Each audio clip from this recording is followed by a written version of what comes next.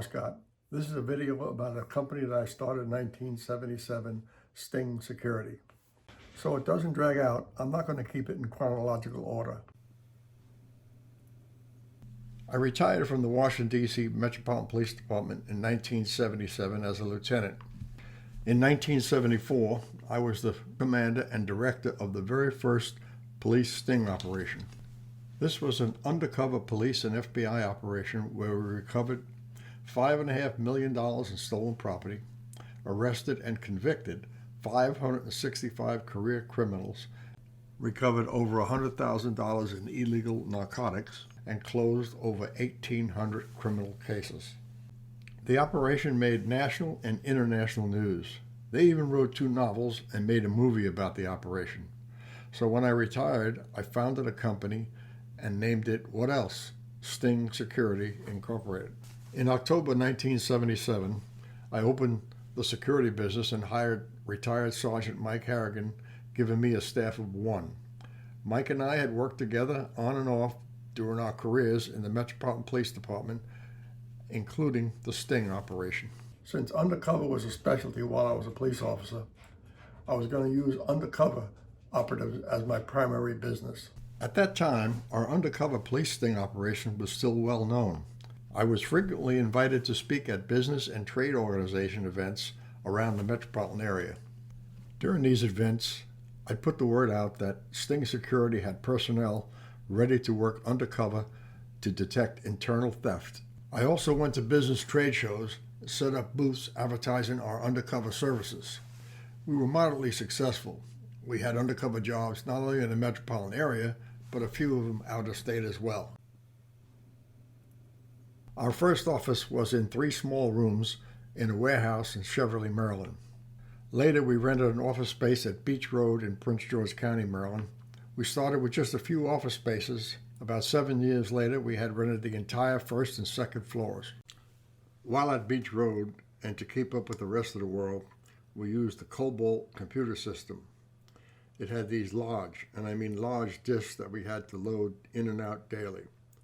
Made my day a few years later when we upgraded to a smaller mainframe system. When we grew out of the Beach Road location in 1988, we rented almost the entire top floor of the Iverson Mall in Temple Hills, Maryland, over 100,000 square feet. As I mentioned earlier, our business focus was providing undercover agents. It wasn't long before we opened a full-service investigative division. Most of the investigators that I hired were retired police detectives. Within the investigative division, we opened the shopping service unit. Its objective was to detect cashier employees who were stealing from their cash registers. Cashiers at department stores, restaurants, bars, fast food chains, just to name a few. One of our clients was the 7-Eleven chain stores. We would have an agent purchase something, then leave the exact amount on the counter and leave without getting a receipt. Another agent who was in line would see if the cashier rang it up. You'd be surprised how many didn't. Bartenders used a different technique. If a customer used cash to pay their bill, the bartender did not ring up the entire amount, usually $1 or less, but they would give the customer the correct change. They would then put a toothpick or a penny to the side. This would go on all during their shift. At closing, they would count the toothpicks. If they had, say, 30 toothpicks, they'd pocket $30. That way, when they closed out the cash register, it would balance out. Sadly, we made a lot of these cases. After a while, we had a dozen or more business contracts for shopping service. Truth be known, internal theft has a greater negative impact on businesses than external theft does. The investigative division also had a polygraph unit. Prince George County Police Detective John Sanfeliz was one of our polygraph operators. He worked for us when he was off duty doing pre-employment tests. I hired another civilian polygraph operator for the Criminal Investigation Division. It wasn't long before that service escalated. I heard about this new lie detection technology called voice stress analyzation. What it did was monitor the stress in a person's voice. Like the polygraph, the person was asked questions and then they answered it into a microphone so that it could evaluate their speech patterns. Now, a voice stress test wasn't as precise as a polygraph test, but like a polygraph test, 75% of the final results were gotten through the interrogation techniques. An added plus was that the cost for a voice stress test was just a fraction of what a polygraph test would cost. Cost not only to the client, but for the company as well. So me and some of my detectives took the voice stress analyzation course at the Dector Training School in Virginia and became certified voice stress analysts. I thought that since the system needed a microphone, why not use the microphone in a telephone? So we started doing telephonic voice stress testing for customers. It went so well, we had to buy more voice stress devices. In the first few years, I resisted starting a contract guard service, mainly because of my observations of security guards while on the department. It didn't take long to figure out that investigative cases had limited growth, a limited customer base, and a heavy competition. Plus, once an investigation was completed, the contract was over, whereas guard service contracts would be long-term. So I decided that if I'm going to get into it, it would have to be professional and not just simply warm bodies in uniform. In order to stand out from all the other companies, we needed better recruiting, salary compensation, training, supervision, accountability, show employee appreciation, upper mobility opportunities, personal support, and commitment. Commitment not only from them to the company, but commitment from the company to them. First, and most important, we offered a higher hourly pay than most other companies. We would interview about 20 to 30 people a week. Each were required to fill out a 4-page employment application. After their background check, the list would net down to about 12 to 15 people that were scheduled to attend our 3-day free training class. While in class, we gave them drug tests. Incidentally, back in the 80s, drug testing was usually only given to government job applications, not civilian employment. If they passed the drug test, they were also given a voice stress exam. By the end of the training, we would lose about 1/3 of the class, but we felt reasonably confident that we had the best available applicants. They were then fitted in uniforms that we supplied. I wanted our uniforms to stand out from all the other companies, so I went with white shirts, black gold-striped trousers, and trooper hats. They were also fingerprinted. The fingerprint cards were then sent to the state and FBI for another background check in order to get their license. It wasn't long before we had to set up a room with a staff dedicated to the storage of uniforms, revolvers, ammunition, and other equipment. After 90 days employment, officers were given hospitalization. Incidentally, it was rare that entry-level jobs, especially security officers, were given hospitalization in those days. Classroom training was not the end. We believed that training had no end. For example, when an officer was assigned to a new post, a supervisor would meet them there and give them intensive on-site indoctrination, better known as OJT. At the end of the OJT, he would have the officer sign an OJ form verifying that he had read and understood the duties. Because of call-offs, we sometimes issued 48-hour schedules, which automatically gave the officer overtime. That way, any officer called off duty, they would be advised they were giving up their overtime. Most of the time it worked. To assist new security officers on post, I wrote a 40-page security officer pocket manual that covered most of the required duties while they were on patrol. As an incentive, we implemented the Security Officer of the Month program. Any officer who did something commendable was given a Security Officer of the Month plaque along with $100 cash. We had many more incentive programs, but I'm sure you can see by now the commitment we had to our employees. Unlike some guard companies, we didn't just throw bodies on a post and hope for the best. It wasn't long before we had hundreds of security officers working in D.C., Maryland, and Virginia. Incidentally, my first guard contract was in an apartment building in Prince George County, and my first guard was my son, Bob. When he got of age, he became a Prince George County policeman working in SWAT. He retired as a sergeant and was then hired by the United States Secret Service teaching them SWAT. One of our contracts was with all the McDonald's food stores throughout the Washington metropolitan area, some of which required armed guard service. One night, 2 hold-up men came into a store in Southeast. As they entered the store, without saying a word, they shot and killed our security officer, Michael Krenel. The subjects were apprehended the next day. Obviously, no officer would work there anymore, and I couldn't blame him. The very next week, 2 other hold-up men came into the very same store, which was now unguarded, and shot and killed the officer manager. McDonald's then hired off-duty police officers for all their high-crime stores. Thank God that was the only security officer killed in the line of duty in the 22 years I had the company. During those first few years, I only paid myself $20,000 a year. Not much even for those days.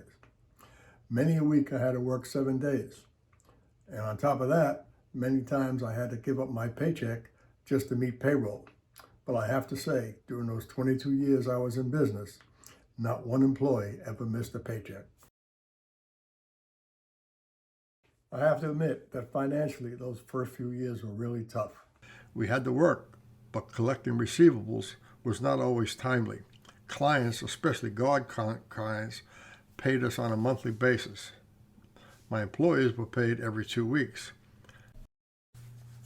Right about that time, a client called me. He told me that his daughter's separated husband had taken their toddler son to Amsterdam and refused to return the boy back to the mother. The husband was a professional soccer player, superstar actually, with the Washington Diplomat team. He was now playing for the world champion team in Amsterdam called the Ajax. He wanted me to go to Amsterdam and bring the baby back to the United States. I told him that was against the law, so I couldn't do it. He then showed me the court custody papers giving full custody to his daughter, which would probably mean nothing in Amsterdam. I considered my financial situation and thought about it some more. I told him that I would take the case, but only as a protection for the daughter. We would pick her up in Amsterdam and take her back to the United States. When we located the little boy, his daughter was to take full physical custody of the child, not me. And then she would have to maintain physical custody until we returned to the United States. Our fee would be $10,000 up front plus expenses. He agreed. I told the daughter to go to Amsterdam and reunite with her ex. She objected and said she was done with him. I told her that if you want your son back, reconciling him for a week was the least of your problems. I also told her when she got to Amsterdam, she was to take the son for a walk every day using the same street. To assist me, I hired my best friend, retired MPDC Captain Mo Masri, and brought along Sting Security's Chief of Detectives, Ted Sobczak, who was also retired MPD Lieutenant. The plan was for us to fly to the Amsterdam airport, rent a car, and then pick up the mother and toddler at a pre-designated location. We would then drive them to the Dusseldorf airport in Germany, then hop on a plane back to the States. My concern was that period of time between the pickup and the drive to the German border, primarily because, as I said earlier, the husband was a superstar soccer player in Amsterdam, kind of like a Babe Ruth in America. The police would be all hands on deck for him, looking for a woman with a toddler. If we got caught, I'm sure we would have been given a hard time, or even the possibility of incarceration. To throw everyone off, I had Ted go to the Amsterdam airport and purchase 2 tickets, one for the daughter and one for her son, to London Airport. We picked her and her son up as planned. During the drive, I told her to keep the little boy awake until we were just a few miles from the German border. About an hour from the border, the little guy became fussy, obviously because he was sleepy and was probably hungry as well. When we got closer to the border, I told her to give him his bottle and put him on the floor. He fell asleep almost immediately. I had her cover him with her coat. I knew they would be looking for a woman with a toddler, not 2 men and a woman. We went through the border, no problem. and then went on to Dusseldorf Airport and flew home. By the way, my assumption was correct because Ted told me later that the Amsterdam airport was crawling with cops, stopping everyone with a toddler. If you can stand it, here's another story you might find interesting. About 2 years into the business, I was in D.C. driving back to the office. I was coming off 295 on the ramp towards South Capitol Street, stopped at a light. I looked over and saw 2 men on the sidewalk holding up another man with a sawed-off shotgun. They took the man's wallet and then walked away, putting the gun in a gym bag. They started walking across the ball fields in the Randall Recreation Center. I radioed my dispatcher and told her what I had seen and told her to call the police. I then pulled over next to the victim, who was then at the crosswalk from the Skyline Inn Hotel.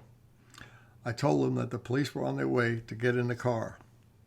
About the same time, a uniformed officer came out of the hotel, apparently as a result of getting a radio call for the holdup.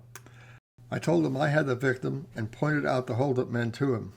I told him that they were armed and that I'd stay there with the victim. The officer immediately started running after them. As soon as they saw the officer coming after them, they started running toward the alley between some buildings. It was obviously they were going to get away. So I backed the car up to the alley entrance. I told the victim to stay in the car. I took out my .45 Colt from the glove box and positioned myself at the exit of the alley against the building. I could hear them running toward me. When they got to the alley exit, I hit the guy holding the gym bag in the head with the gun. When he went down, I knelt over him, pointing my weapon at him. I pushed the gym bag out of his reach. The other guy kept running. I started to aim at him, but thought better of it. Almost immediately, the pursuing officer came out of the alley. I told him that I had this one and pointed to the other guy who was running away. The officer gave chase. Less than a minute later, scout cars showed up from all over the place. One of the officers from the scout car put his gun on me, telling me to drop my gun. I put the gun down, put my hands up, and yelled, "Retired police." I then had pointed down the street and told him that another officer was pursuing the other guy. The officer took my gun while the other officers joined the chase. Just about that time, a uniformed lieutenant rolled up on the scene and asked the officer what was going on. The officer told him that this man, me, had a gun on this guy. The lieutenant looked at me and smiled and said, "Hi, Bob." He then told the officer I was one of the good guys and to give him back his gun. They took my ID information and told me they would contact me if they needed me. After all, they had the hold-up men, the man's wallet, the shotgun, the identifying victim. Closed case. About 2 weeks later, I was summoned to Chief of Police Bertel Jefferson's office. He presented me with a Citizen's Appreciation Certificate and a plaque thanking me for help capturing an armed felon while I was unarmed. Unarmed? Unlike today, where retired police officers and active police officers may be issued an H.R. 218, which allows them to carry a weapon anywhere in the United States. Back in those days, only special police officers, which were actually security guards, they were allowed to carry a gun on post, but only on post. I did have a license for carry in Maryland, and I had a license to carry in Virginia, but not D.C. Thanks, Chief. Enough stories for now. Over the years, we've built a substantial fleet of vehicles. Of course, our largest group of vehicles was our patrol cars, supervisor and detective cruisers. Most patrol cars operated 16 or more hours a day and had to be replaced at least every 12 months. It's hard to believe that in the 22 years that I owned the company, we purchased or leased over 400 vehicles. We also had golf carts for shopping centers and residential complexes. We even had a few motorcycles for clients with uninhabited acreage. We had a surveillance van for our detectives fully equipped with cameras, video, and still. We had a small K-9 unit. Sting Security did not own an airplane, and since I was doing a lot of traveling and always wanted to learn how to fly, I went and took flying lessons and got my pilot's license. That way I could lease a plane if it would shorten my travel time. We actually had a couple of contracts that a plane was necessary. One was photographing 40-foot steel girders in a storage yard in a steel plant in Pennsylvania. The executive staff was allegedly shipping more steel girders than were on the manifest. Each girder was worth about $500 or $600. We would photograph the yard every few weeks. It revealed that some months they'd ship 1,000 girders, but the manifest only listed 900. In 1990, I bought a new XJ6 Jaguar with just 3 miles on it. I had them put in a unique alarm system called the Viper. When it was parked and someone came within 2 feet and lingered more than 10 seconds, the Viper speaker would say, "Step back, you're too close to this vehicle." When the person moved away, it would say, "Thank you." If they didn't step back, it would say, "Step back, 5, 4, 3, 2, 1. An alarm would go off and the car telephone would call me. I thought it was cool at first, but when I parked it in public parking lots, people would come by and play with it, especially juveniles. The novelty soon wore off. During my police career, I kept this sign on my desk, PTMOTT, which stood for Put the Meat on the Table. In other words, produce. My business philosophy was the same. I wanted everyone in the company, regardless of their job description, to do something to help offset the cost, including myself. One of the first and necessary groups was the patrol supervisors. Their duties were to check officers on their post at least once a shift, a non-compensated expense when you consider their salary, vehicle, and fuel cost. So I got this idea. Why don't we contact all the businesses that needed guard service but did not want full-time guard service and offer them scheduled and unscheduled patrol checks? We offered to provide them with the patrol hit service. The way it worked was, since the supervisors were already out there driving around from post to post, why not have them do a patrol check in between? When the supervisor did a patrol hit location, they would inspect the property and leave a patrol hit card when they left. The card contained their name, the date, the time, and disposition of the inspection. It wasn't long before supervisors became a revenue-generating unit.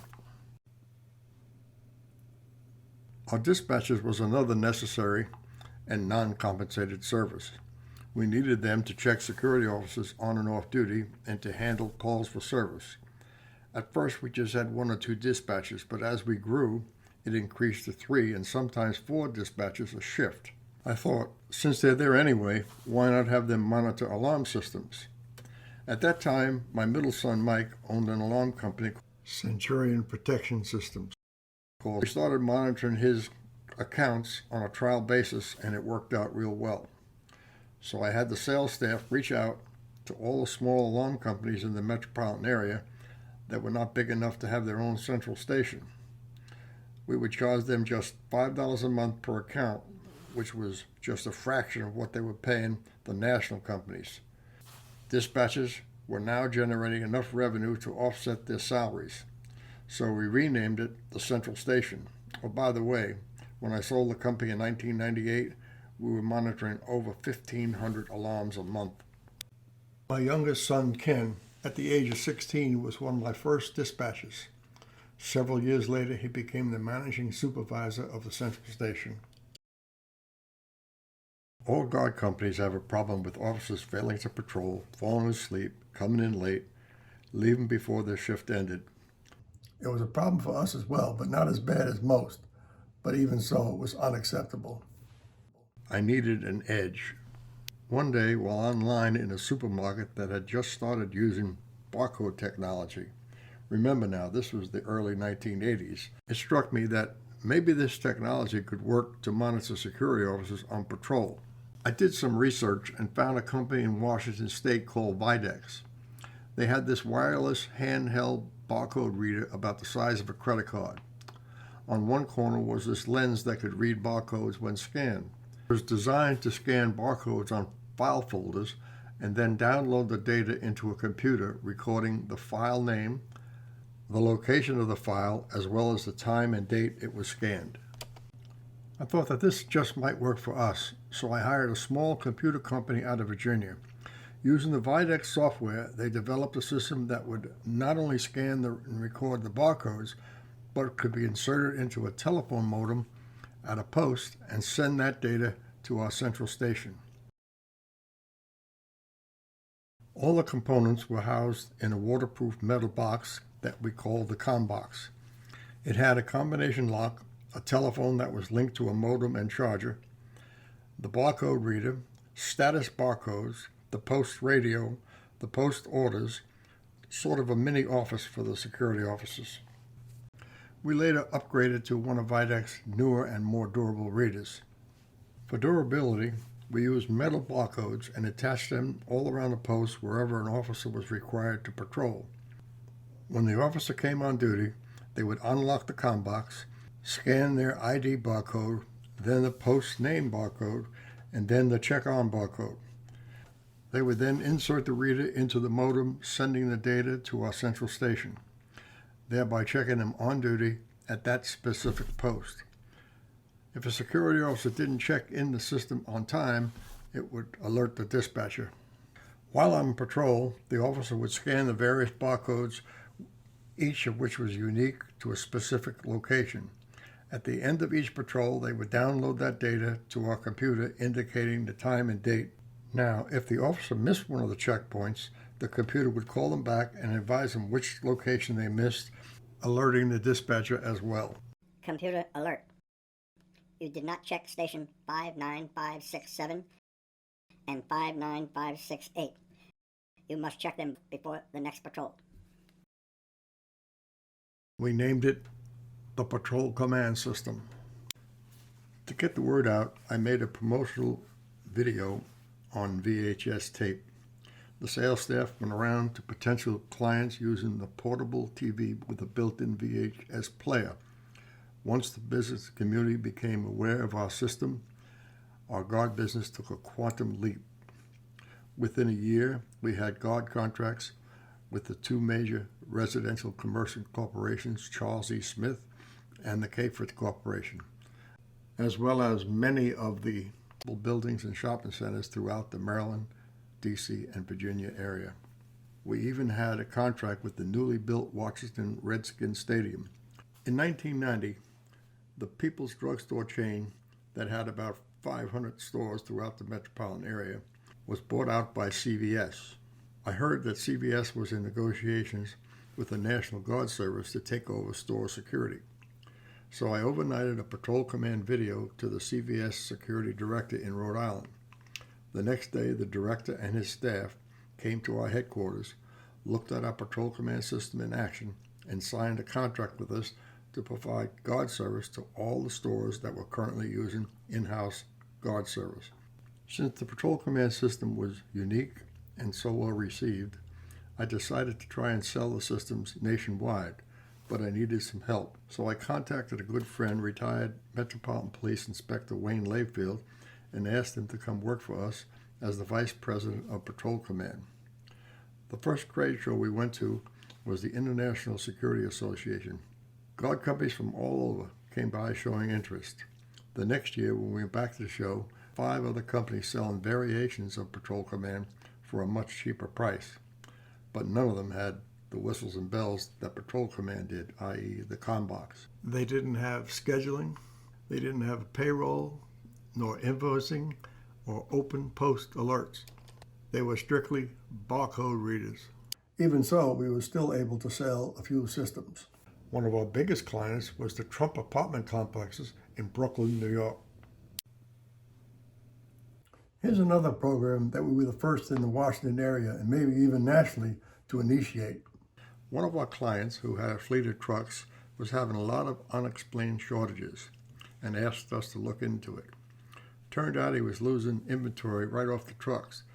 The problem was he had way too many trucks to have our detectives follow them, not to mention the cost it would have been for him for surveillance. So I got to thinking, the navigation system that I used in planes that I flew would indicate the longitude and latitude as you were traveling. The Loran Sea in boats did the same thing. I thought, well, maybe this will work in this situation. So I checked around and I was told that maybe it just might work. So I went to Motorola headquarters in Schaumburg, Illinois, and met with some engineers to see if they had a radio system that could link up a Loran C and relay the data to my central station computer. They thought it was worth looking into, and it wasn't long before it happened. They set up their computer with a very large monitor screen in our central station.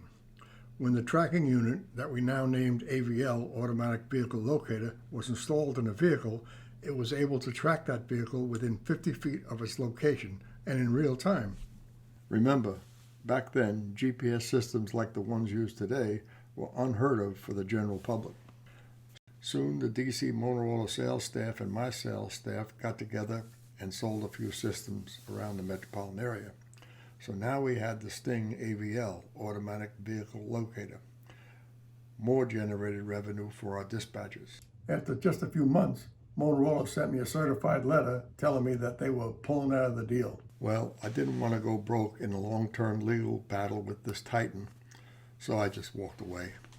I don't know if the AVL system had anything to do with today's GPS systems, but I do know that Motorola had a large part in its development and are very involved in GPS systems today. Several guard company owners and executives that I had met at the various trade shows started coming to Sting Security to look at our technology and business techniques. I got to thinking, maybe others would be interested as well. So I put together a one-day seminar and advertised it at the various trade shows. Soon I was doing 2 or 3 seminars a month with 15 to 20 attendees. Now this non-revenue employee was generating revenue too. Later on, I had a video photographer record the seminar. I sold the 5.5-hour seminar not only to the United States companies, Canada companies, but also sold some in the United Kingdom as well. Since the seminar was doing so well, I started writing and shooting security officer training videos. They were primarily for our security officers, but later we started selling them to other companies. This soon became another division that I named Security Guard Management, SGM. I would be remiss if I didn't give credit to the backbone of Sting Security, and that was the administrative staff. No organization can be successful without a good administrative staff. Well, I'm here to tell you that the Sting Security Administrator was not only good, they were extraordinary. When I sold the company, we had over 20 outstanding executives. In 1998, I decided to sell the company. Thinking back in those 22 years, we had serviced over 200 contracts. Some were initiated back in the 80s. Most of the contracts were with commercial buildings, residential apartments, shopping centers, etc. Over 10 of those companies were still with us. We still had a few patrol command clients. We still had polygraph and voice stress clients. We still had an investigative division, but the SGM division I kept. I actually ran the business from my home along with my wife Estelle. During the 22 years I had the business, I made several training videos, security business templates, training programs, etc. To promote it, I went to several trade shows around the country with my son Ken, setting up sales booths. Every year I would mail out 35,000 or more catalogs to all the guard companies in the United States. When technology became available, I started selling online training videos. Companies would buy a monthly contract that would allow all their security guards to watch them on PC or even on a cell phone. At the end of the video, they were given a test, the results of which was sent to their company managers. In 2020, my son Ken bought the SGM company. At that time, it had over 3,000 clients. I'm proud to say that in just 2 years, Ken has doubled the business. Go to sgmtraining.com and see for yourself his progress. So in 2020, I decided to really retire. After all, I've gone through 4 careers. 4 years in the United States Navy, 22 years as a policeman, 21 years as a security business owner, and 22 years as owner of SGM. It's really time to settle down now. But here I am, 88 years old, still making videos. But only now it's not for profit. When I look back over those 22 years, I probably have employed more than 10,000 people, many of whom went on to have great and successful careers, including the dozens who later became police officers and federal agents. Well, I hope you found this documentary interesting, and maybe someone in the security industry will find it useful. Anyway, thanks for watching.